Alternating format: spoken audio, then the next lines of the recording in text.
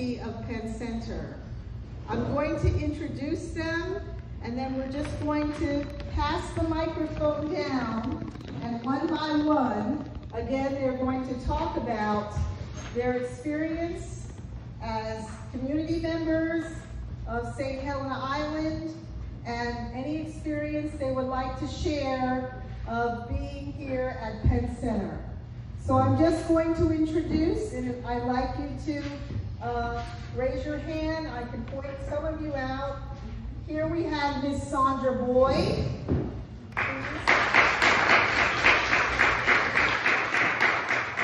And in the green, Ms. Urbina Faulkner. Am I correct? Mr. Robert Middleton.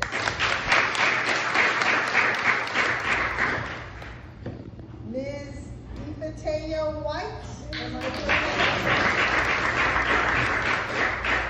And Ms. Charity Cole. Am I correct? Coleman. Oh, pardon? Coleman. Coleman. Yes.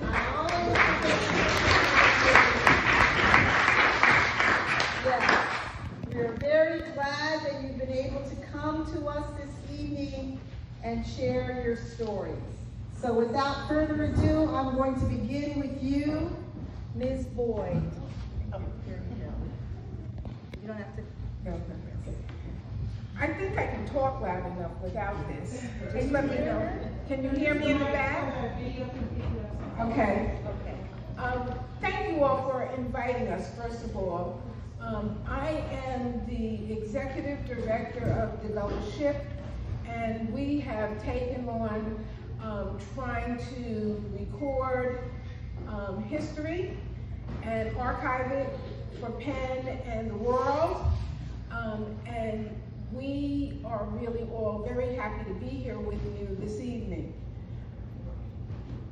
If I were to start with my history, it goes back quite a way, and we're under the roof of the building that my uncle oversaw building, and he was a teacher here at Penn Center. And he is one of the people in my legacy that somehow delivered the message of being a keeper of the flame. In starting the fellowship, we thought long and hard, and part of our mission is to strengthen the well-being of families here on St. Helena Island, as well as capture that history. And so some of the panelists today will definitely give you a little more. I've been a teacher here. I'm an early childhood professional, trained many teachers throughout the country, but started right here on St. Helena, working at Penn Center with a woman named Frida Mitchell, who started UCCD, United Communities for Child Development. I have spent many, many years, as I said, this is where my father's family is from, and from an infant, I spent summers and sometimes Christmas holidays here on my uncle's front porch, right down the street next to Bethesda Church. There, on that porch, we did a lot of quilting. We made a lot of quilts. So many quilts, I can't even tell you. I still see the patterns in my head. And on the first night I was here, I think one of your assignments was remembrance. And so when I think of being here tonight, one of the things that I remember is those hot, hot summers. And a lot of people always waving at me when we would be going down the road. And I would say how friendly people were here. But I didn't realize they were really waving the gnats away. But along with that, early on there were many unspoken messages because my aunt, she was a teacher at St. Helena, and I remember her taking me to her 3rd grade classroom and asking me to read a story to the kids in the classroom. And I think that was one of the messages that said, you're going to grow up and be a teacher, an educator. And I tried to fulfill that. wish of my ancestors and my family. Thank you.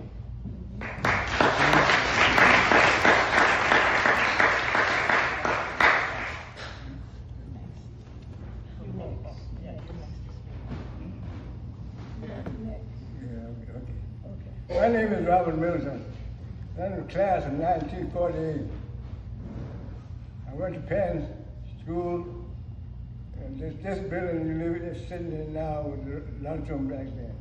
And I also worked at Penn and volunteered for 20 years in the Penn Museum, and I also have a book of my life story. I remember when Penn Center, this island was all, the majority of black folks, on this island. I remember when this road, see that road there, I remember they didn't have the highway. That's why brick church had turned the opposite way. Because then that highway was built out to brick church. Church was built before that highway was made. But this place was very, very, very important place. Penn had the own farm, mechanic shop, carpenter shop, which our uncle was a carpenter. And he was a very strict man. You draw a line, you didn't have an electric saw, a hand saw. And you make one mistake, you cut that board apart and make you do another one. The school was so good that they had teachers. I had to walk to school sometimes 5 miles, 6 miles. But what they would do, if you do something at school, they would get a note, hand it to you, and you better take it home. Because they would find out. They didn't have no cars, but they had a wagon, and they would get in that wagon and go to your family. And you get a ribbon at school and get another one at home. But it was good for the kids, because everybody, matter of fact, everybody was like a family. Everybody had a farm. And everybody, I know, if you'll see history, notice why the old folks were smoking pipe. That's the only way you could survive with mosquitoes. You're on the farm, in the hole, you had to have that pipe smoked and not see the mosquitoes. You know, like if you go to the end of 21 on the park, they used to have every day of the day, and people do that, that's what the crowd put the whole island of meat. And they had a pole of it called a greasy pole. And they would put $1 on that top of that pole. And if you could get up on that pole, they would put lard on that pole. Hold it up with lard, and if you could get up there to get that $1, you could hardly fight to get that dollar. You had one band, and the band would play for the whole community. Yeah. But everybody had a little table. And the good thing was they had homemade ice cream. That's what I remember. Of course, your family would give you a quarter, 30 cents, and that buy your salad and ice cream. That's all the money you get. But I grew up on the farm. And I also have a book of my life story called Open Arms.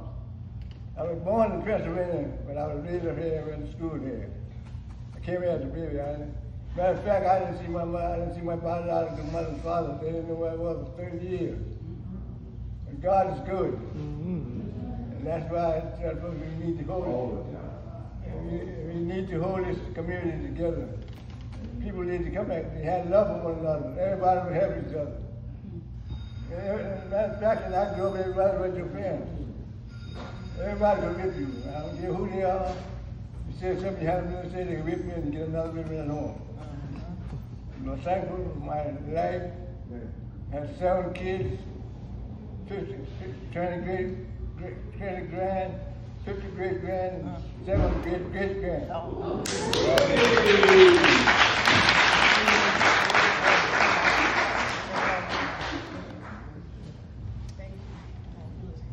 My story is totally different. I'm a graduate of Allen University, Columbia, South Carolina. Oh, look at this! So when it was time to see about getting a job, I was offered a job in Columbia.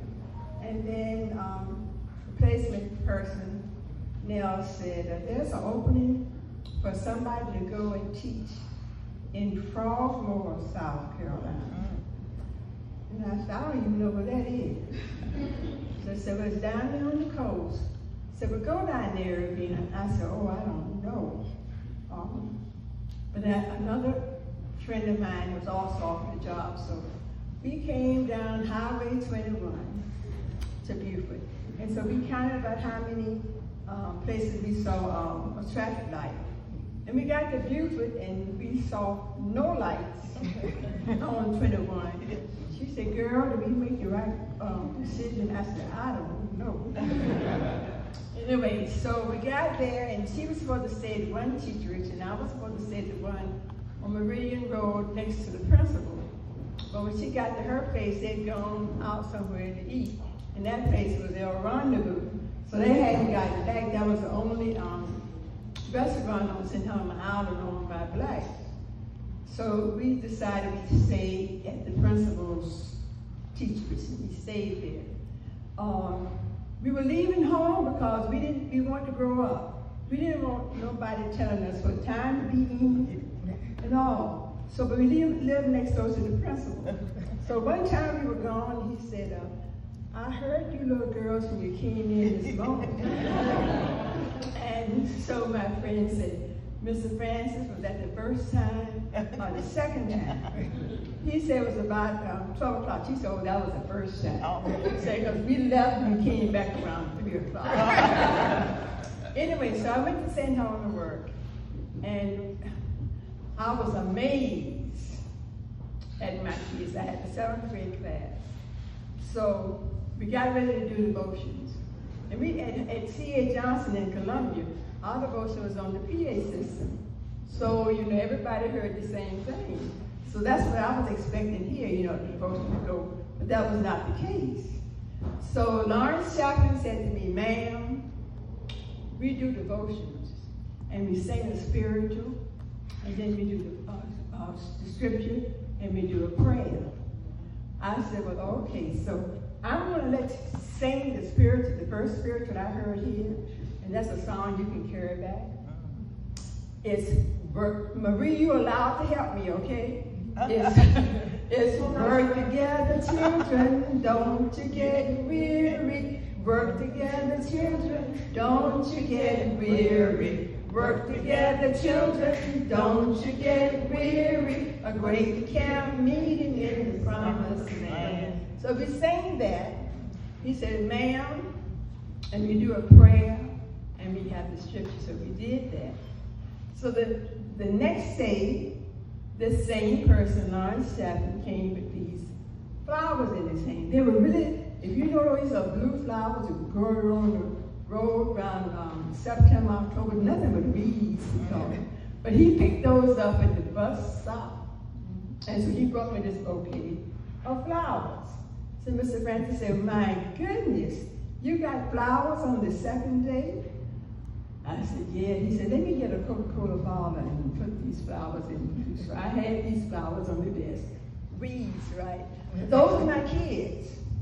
So I stayed and worked, and I never went back to Columbia to teach. So I spent my whole time working here in Beaufort County Schools.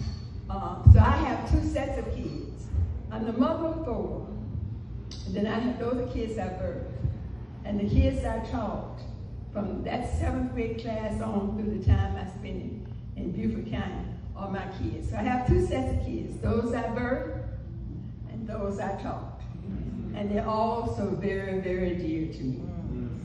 I just love them, and we still do a lot of things together. The women of this island, very, very firm, strong women who want the best for their kids. And they said to me one time, we sort of heard you like the kids. So one student I had, and I had a paddle. I had somebody make me a paddle, so if you didn't do right, I paddled.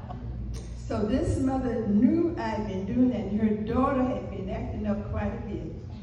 So at the end of the year, she sent to me to come to her house. I got scared, you know, because I tell that girl almost every week.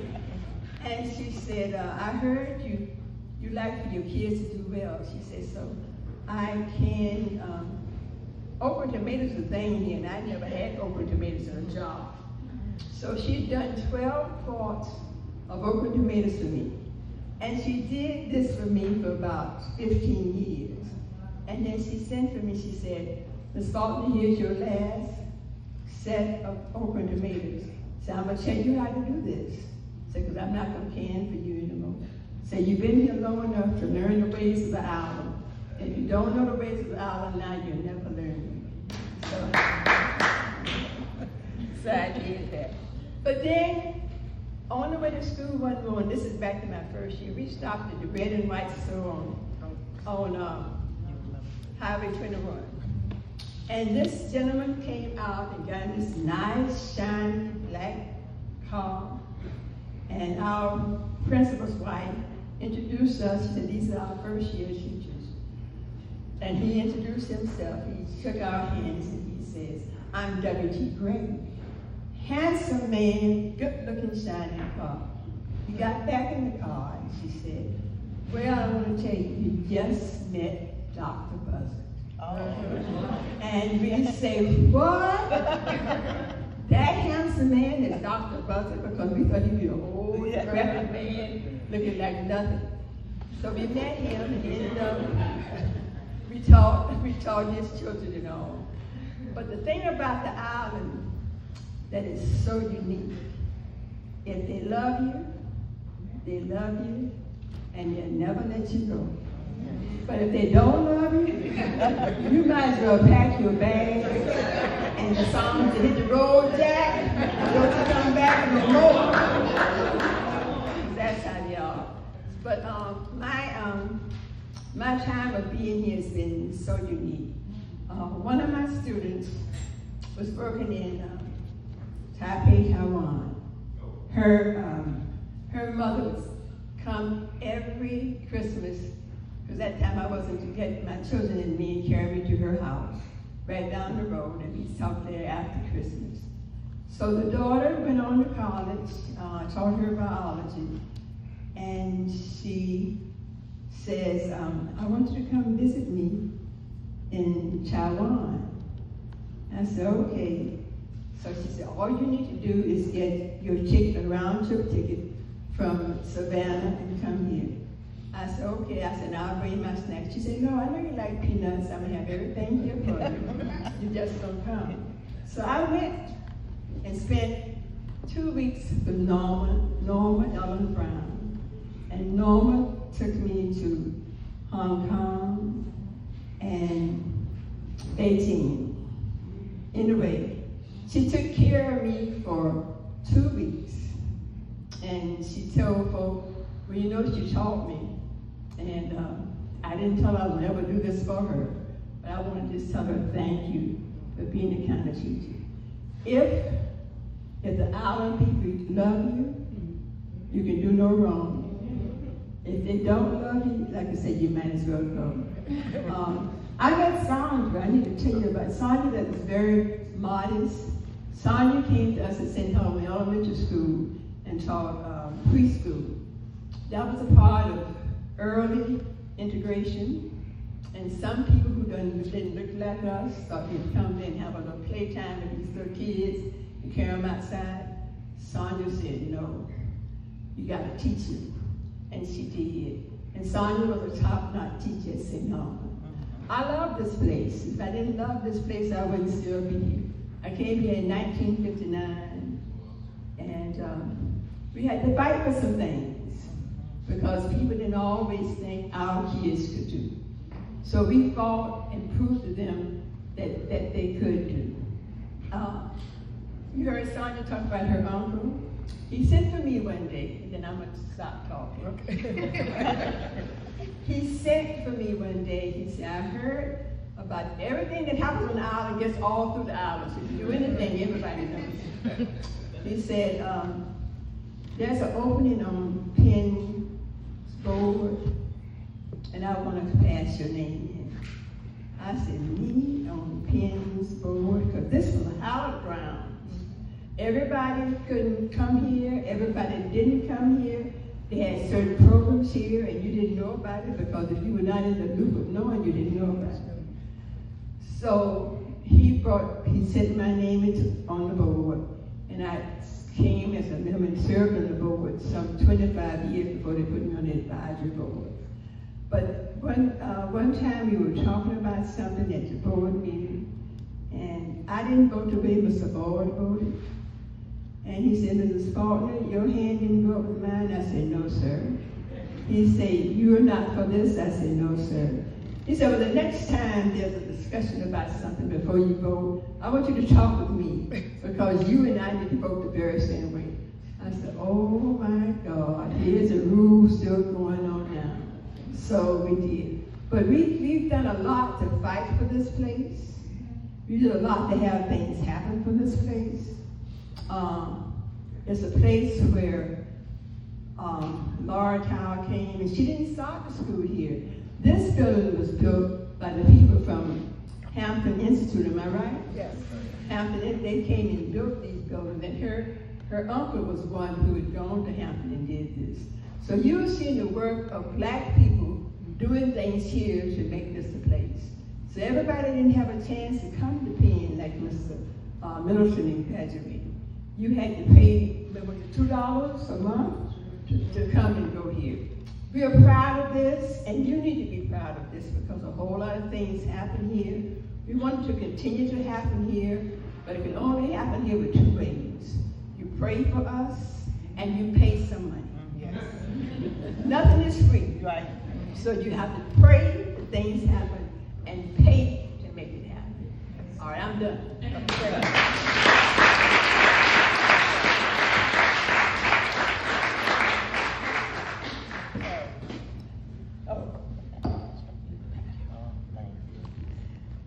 Greetings and good evening. I'm Ife Tyler White, and I might not be the youngest sitting up here, but I'm probably the youngest person, the newest resident of St. Helena Island.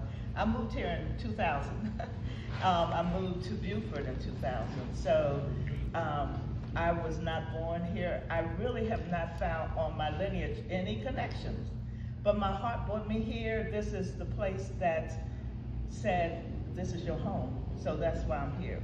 And my connection, today we had a symposium. As you see this banner here, I was a part of the team that created the symposium that was funded by South Carolina State Infant Maternal Mortality. And we had a beautiful gathering of women, men, children to speak about community. And to speak about how to wrap our community up to bring down the numbers of maternal infant mortality in our community, in our state, and in the nation of African American and brown people, particularly African American mothers. We have the highest rate of deaths. So my connection okay, I'm gonna back up. Let me back up. I started here, but now I'm gonna back up. So I moved here in 2000. I'm from Washington, D.C. I graduated from Howard University in 1967 with a degree in Russian, okay? So I was a Russian translator for a while and found my way to community.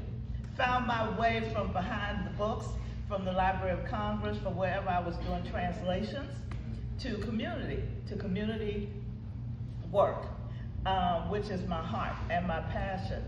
I moved to St. Helena in 2000.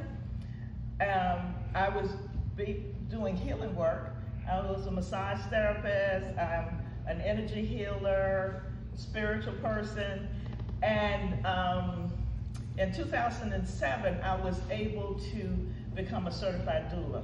So I became a doula in another state. I was living in Vermont. I came to St. Helena, or to Beaufort. I left for a while, came back, a doula. So I practiced supporting women and families in births since 2009 in this community. So I have a great connection.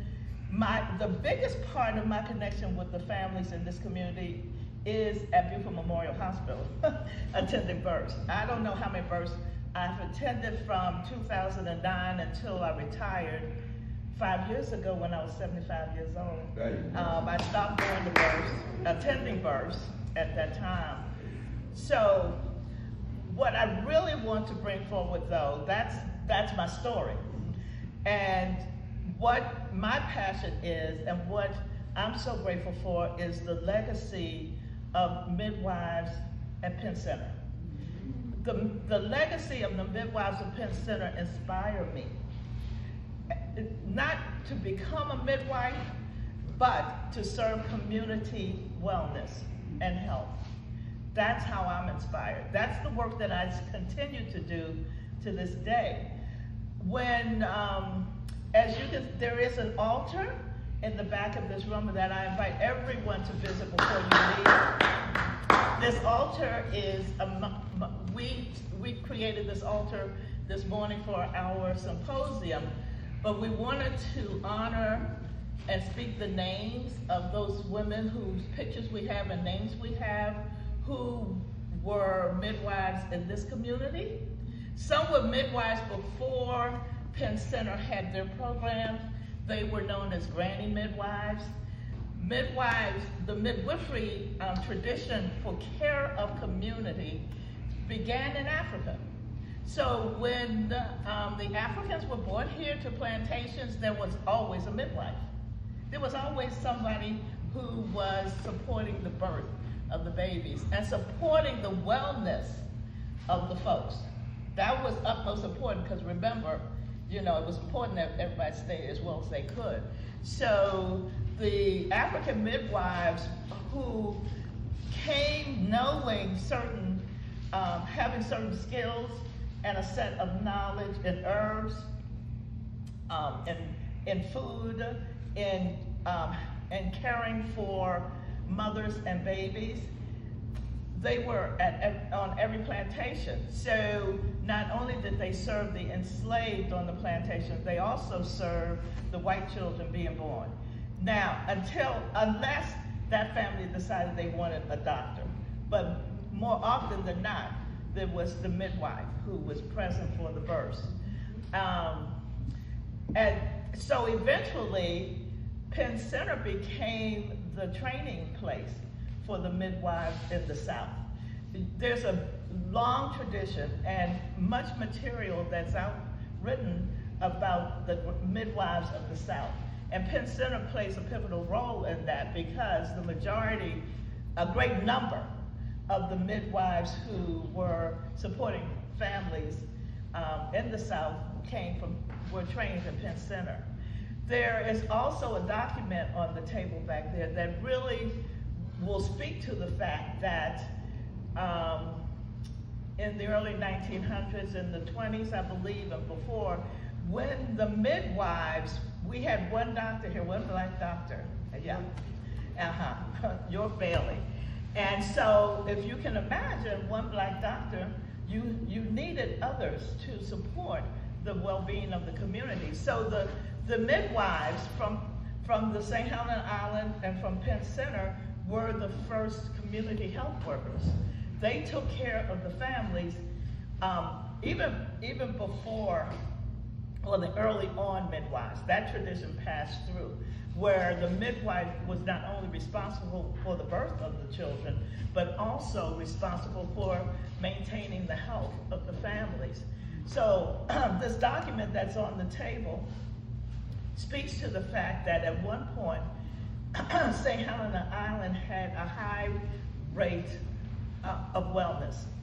People lived long, folks were well. They also, on St. Helena Island, there was a low infant mortality rate. It speaks to the fact that it was one of the lowest in the country. So there is a legacy in this community of wellness being supported by community. There are many of us out in the community who are not medical and who are trained in other ways of support. We don't isolate or separate ourselves from medical, but we work holistically. We work in tandem and together, which is a model of care that has sustained life on St. Helena Island. Jesus. So, thank you.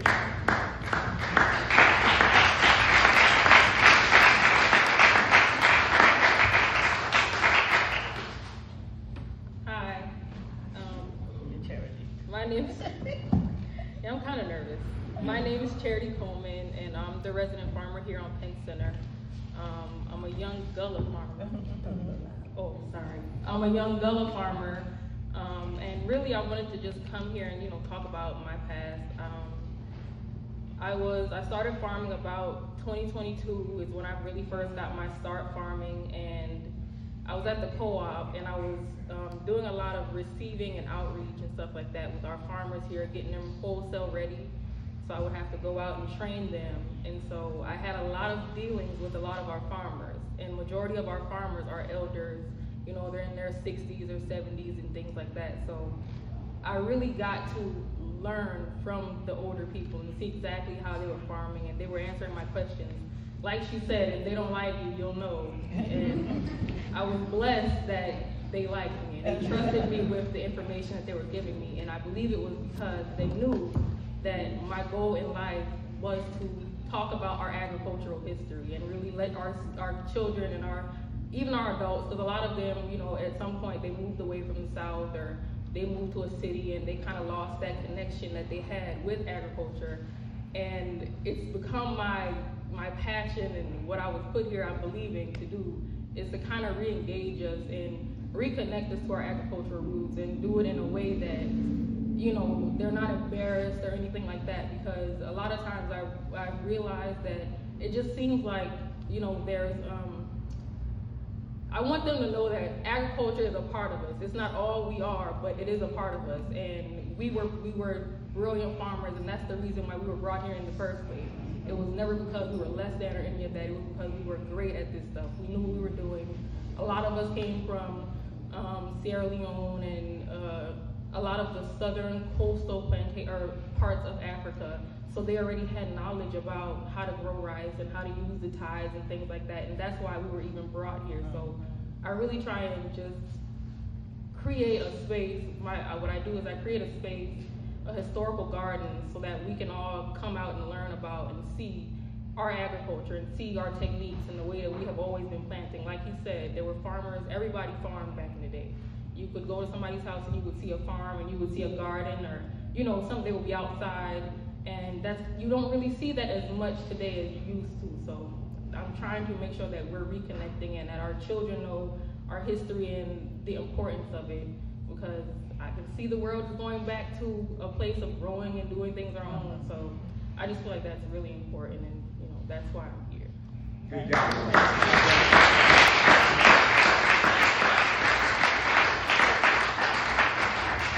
I also have, we were supposed to plant on Monday, but I do have some seeds and things. There's some cotton, some indigo, some peppers, okra, sunflower seeds, just things that were important to us historically, that were staples in our cuisine and in our garden. So I brought some seedlings out there so that you guys could at least get to see what the seedlings look like, since we won't be planting. But I wanted y'all to get to see. So it's outside, and we can, at the end of this, if there's time, we can go out there and look at them. You bet.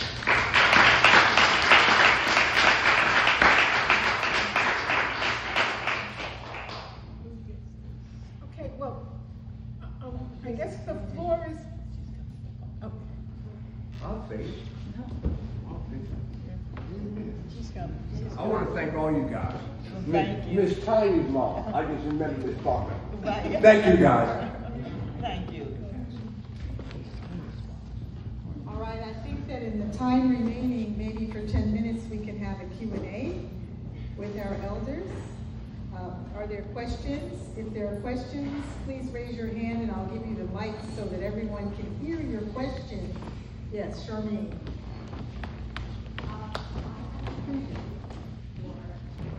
Midwife practices. I wanted to know. I'm sorry? Oh yes, I have a question regarding the midwife practices.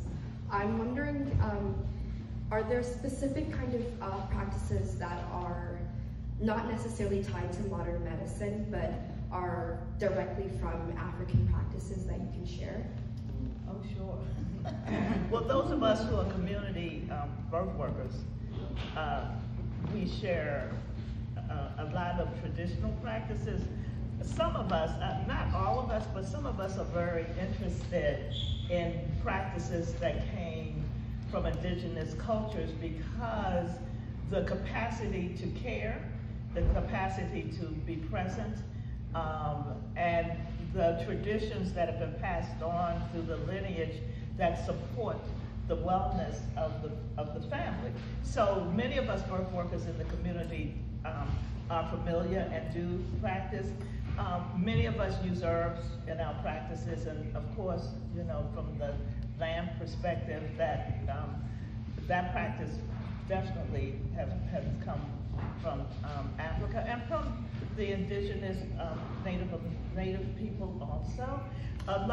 Many of the postpartum practices that we share with our clients have come from Africa also. Binding bellies, we still teach that, some of us. Not every birth worker practices these things, but some of us do. So that's one example, binding bellies. Also eating warm food during your postpartum period. We know that that is also a practice that has come from Africa, and also the native people have the same practice. South American indigenous peoples also, Asian peoples also. A lot of these practices are similar when you think about it, and think about where they probably first started and traveled the globe. And what I want to say about it is, you have to remember that Western civilization gave us the OBGYN, and then birthing became on their time and not on ours. Yes, absolutely. Allowing birth to happen is another practice of the community birth workers. Really joining with the time of the baby, because it is the baby that determines when that birth is going to take place. So we learn to be with that timing, which is also from indigenous cultures. Yeah. Okay. Thank you. Other questions? I have a question. Yes. Ms. Faulkner, you talked about how the families, you have that one family in particular that shared, and she would put up a can of food for you and share that with you every year. And I was wondering, after hearing you talk about this whole idea of community of care, would you say that you and the other teachers who were recruited to come to the island were recipients of that wider community of care, and therefore that sort of gave you the encouragement to be as dedicated and committed as you all were? I came from a neighborhood in Columbia, South Carolina, that was made out for men who had jobs. My daddy had to take a test in order to buy a piece of property in the Booker Washington Heights neighborhood. Those persons who were African Americans, who were doctors and lawyers, lived over near Allen University at Benedict College. But this piece of property between Faro and Beltline was made for men who had jobs. So my daddy had to take a test to pass that test to buy that piece of property. And I remember black people didn't have bank accounts. So there's a man in our neighborhood who had a little notebook, and I remember I was the one who carried $20 up there every time to pay for the property. So everybody in that neighborhood had a can to carry the lunch in. My daddy refused that. He didn't like to eat cold food and sandwiches, so I had to carry his lunch to him when I rode the bus. Nobody ever bothered us. The people here, very determined and very caring about people. And they showed that to us as we came to teach. They showed us that, your family. In fact, you had to go to church on Sunday somewhere on this island or somewhere in this county. So almost like somebody was calling the roll to make sure you were there.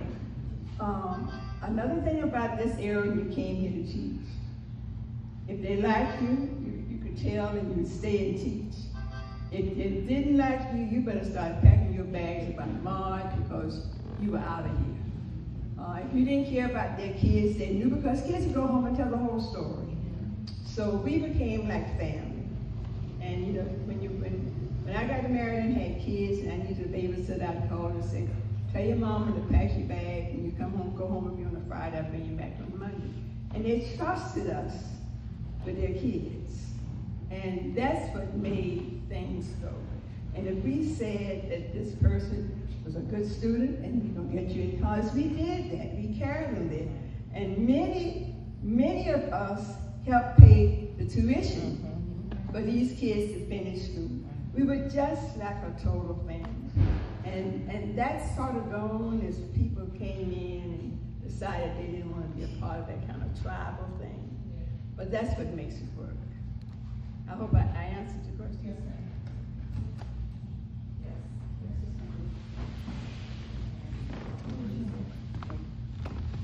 Dr. Gibbs? Yeah. My name is Marie. I just want to ask what Mrs. Faulkner said. She wasn't teaching our school. Ms. Faulkner, she was going to take care of. What did that plan? Your dad have different pecans? Bring me some pecans. We took care of our teachers. Everything we harvested, they had.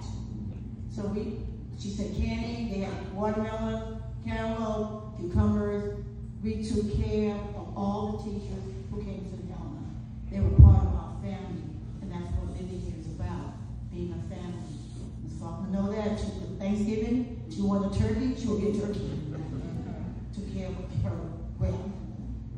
If you give me a last name now, and I was talking to these folk around here, you give me a last name and a plantation, I can tell you who you be. I can call. So if any of you in here, if you plan to become a teacher, become an educator, you gotta love your kids. If you love them, you can teach them. And if you don't love them, you might as well find another. Many people who came here, she had to leave because they just didn't have what it takes to be a teacher.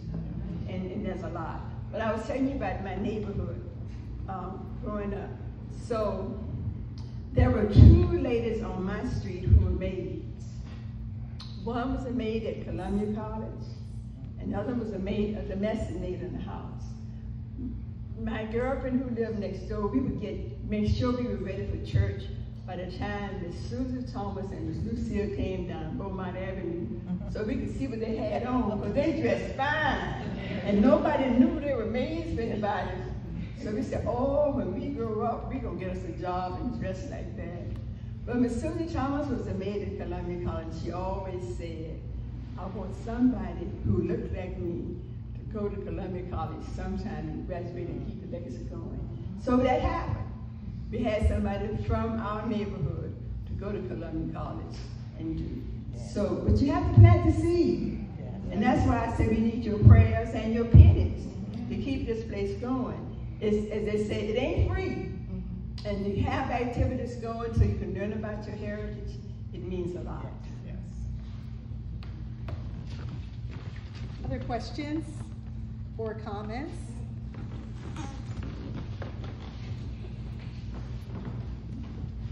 First of all, I just want to say thank you. It's been an honor to listen to your stories. Many of us in this room are like pretty young and in college or like entering the workforce, and like as young people, we're kind of watching our nation fall into a more and more concerning political climate. And so I was just wondering, as people who've spent lifetime fighting for justice and being resilient in the face of injustice, if you have any nuggets of wisdom for us young people in the room as we like move forward in this space and time.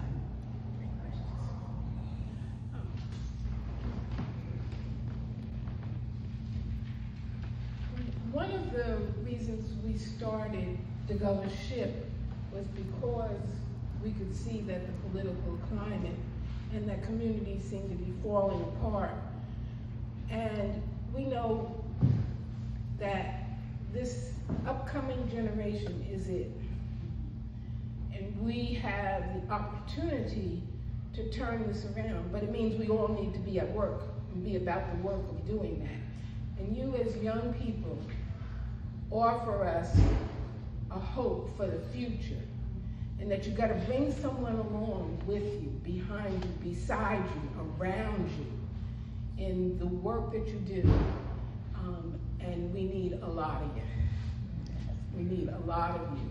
And we right now have, doubled down on this whole thing about strengthening the well-being of our families and our community.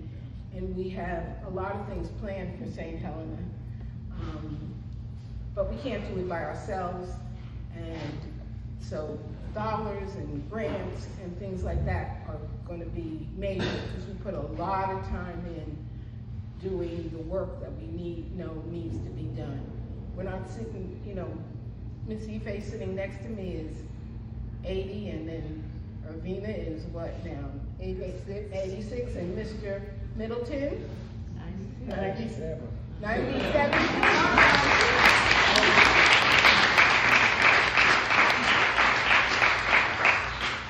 And we're not sitting on our asses, excuse me.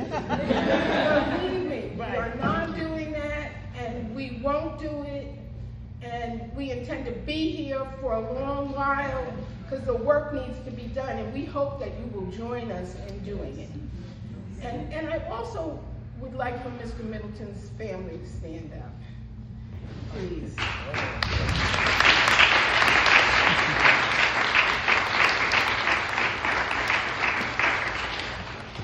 And as Mr. Middleton said, he has a book, it's $10, and we ask that you support him. And he has a wonderful life story. He only shared a little bit of it. And we thank you again so much for inviting us to be a part of it. We tried to do this a little bit earlier, and it rained, it stormed. We thought we were going to have hurricane. So we really appreciate it. And it is our 3rd year of being here during the residency. And we so thank you for inviting us and opening the doors to being with you. Thank you.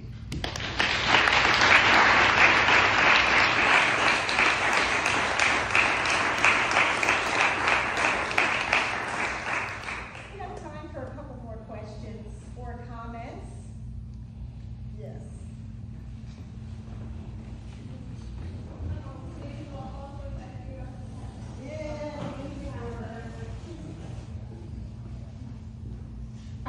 Throughout your discussion, what I really enjoyed was the emphasis on stewardship to each other, to the community, to the land. And there's a sense of accountability, but it's rooted in care. And I would like to hear more about the presence of arts or craft, whatever terminology you want to use, but in relation to well-being. And I imagine it's like praise or spirituality.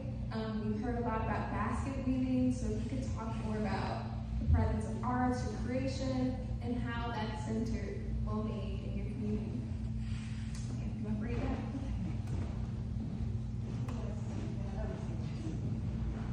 I can speak a little bit on it. Right. So one of the first things that we did with the governorship is when we first announced who we were, we had an Art in the Garden affair. And a couple of young people showed up who were artists.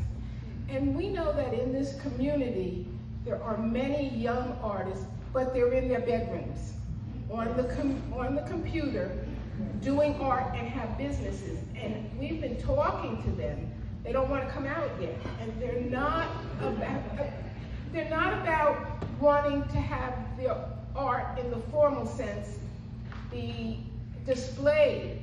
They keep telling me they're doing art for people who are actually asking them to draw whatever they want to. They don't want to duplicate art, make copies of it or whatever, but they're out there working. And so we have to reach out more to get more of them involved. And a couple of people have asked me, I think Angela has asked me about, do I know some young artists? They're there. We just have more work to do to get them involved. in the community to show us what they're doing. Because some of the stuff they're doing is fantastic. I can tell you, I've seen, I don't see, but I've seen through their descriptions and through the work that they're doing, and they actually have businesses online. How about the chairs? Oh yeah, the chairs. So we did a fundraiser, our first fundraiser on the Sunday after Heritage, and it was called Cheers for Cheers. And we had local artists in the community who found old chairs, and they painted them. And we did a silent auction. They were beautiful. We sold every single chair. And then, and what I will say is most of the work was donated by women. We're working on the guys. We've asked them, they're gonna come forward. Then we had a couple of artists, Natalie Days and Ariane Kincoma, who said, we don't want to do a chair, we'll do art. And they donated art. And so we've even had jewelers now who are saying, we'll donate jewelry. So we are widening that, and we're sharing the pictures. As a matter of fact, I think the last chair that we auctioned off went to chairperson or one of the members of Penn's board. And you can see in the Welcome Center, 3 chairs that were done that were donated to Penn that someone bought through the silent auction. Yeah. I just want to speak to the agriculture and art of indigo. Yes. And I know that you all experienced yesterday, I think it was it yesterday? Because the indigo culture is so connected with this community, and therefore the art that comes out of it has deep meaning to us and to the world, really, because this was once the center of indigo cultivation in the world. I have a bag. I have a bag. We had gift bags today at our symposium that are indigo. Indigo dyed. This was like burlap. It was like a regular canvas bag, and one of our partners and I went up to the queen of indigo in the south, in this island, in this area, Ariane Kincoma, who lives on Wamala Island now, but she used to live on St. Helena. She supported us in batiking with her stamps and wax, these gift bags that we gave away today. So this is art for us. We live with the art a great bit in this community. Where did she graduate from? Excuse me? Where did she graduate from?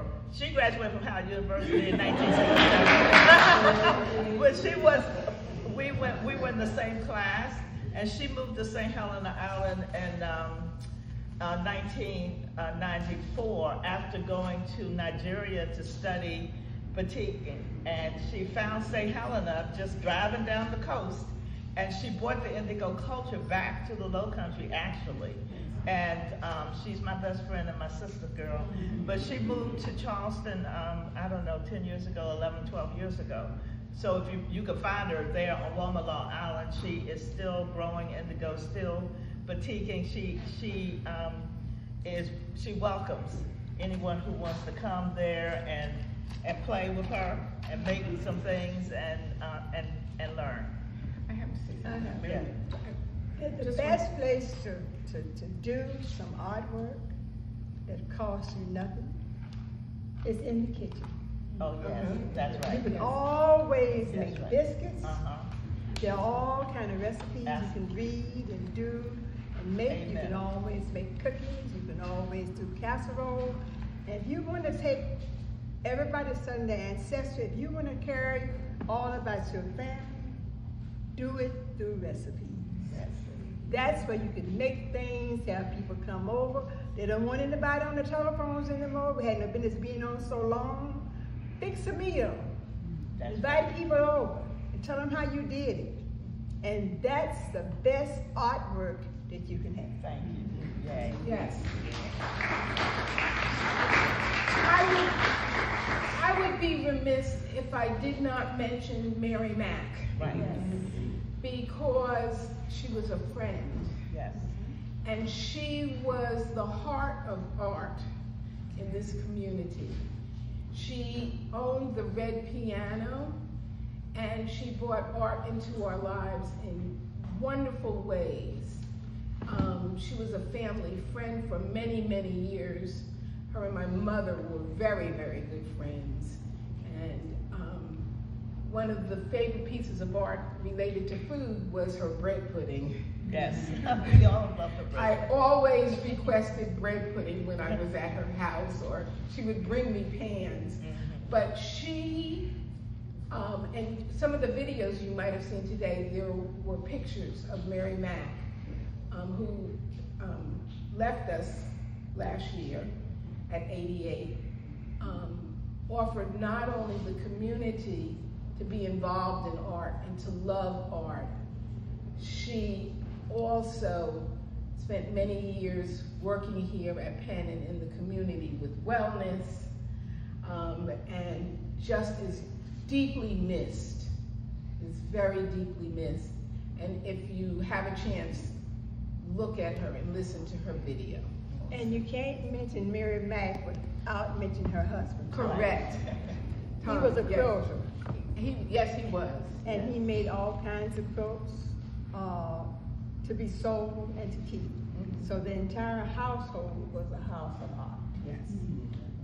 I just wanted to say really quickly, while we're talking about art, I realized as I was getting older, I'm 25 now, but as I was getting older,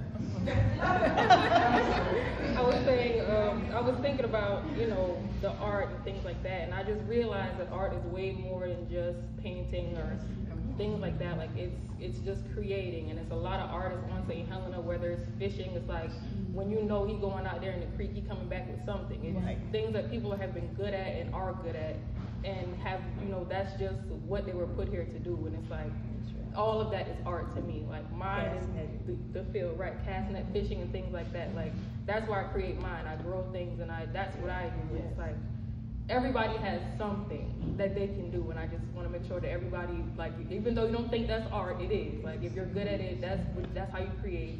And everything is art. I just had to realize that. Yes. Can I say something to sort of speak to what you were saying as inspiration for times such as this, and then you talked about where does art come into play. The folks that I work with, we do a lot of teaching of history, specifically Reconstruction era history.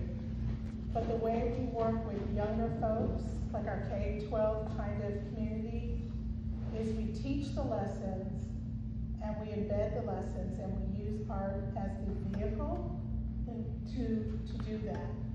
So when we're teaching a lesson, we generally work with an artist who will come in. Could be a visual artist, could be a textile artist, could be a woodworker. And we teach the lessons as they are, but then we ask the kids to then take whatever they got from the lesson. Sometimes it's something small or unexpected, and sometimes it is the bigger picture, and we allow them to create. And I find that using art to help preserve, share, and teach stories of culture, of history, of self and place is a powerful way. To bring it to someone's attention and to sort of spark their imagination. So, any of you who might be becoming educators, who just want to become community workers, as she's saying, whether it's a garden, it's a piece of something you're carving, it's a textile, it's however you want to bring forth expression or allow people to to express themselves through a creative process. It's magical to see how people connect to the history, to the culture through art. So don't go to sleep on art as a means by which you can inspire and train and teach people to be keepers. Okay. I would like you to give the entire panel a concluding round of applause.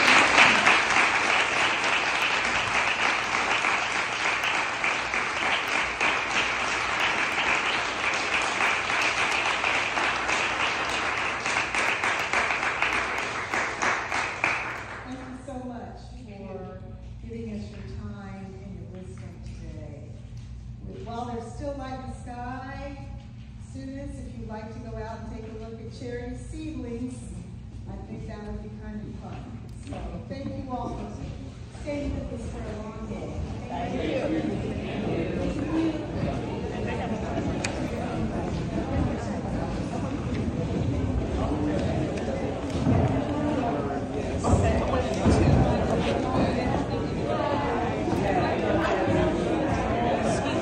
Thank you.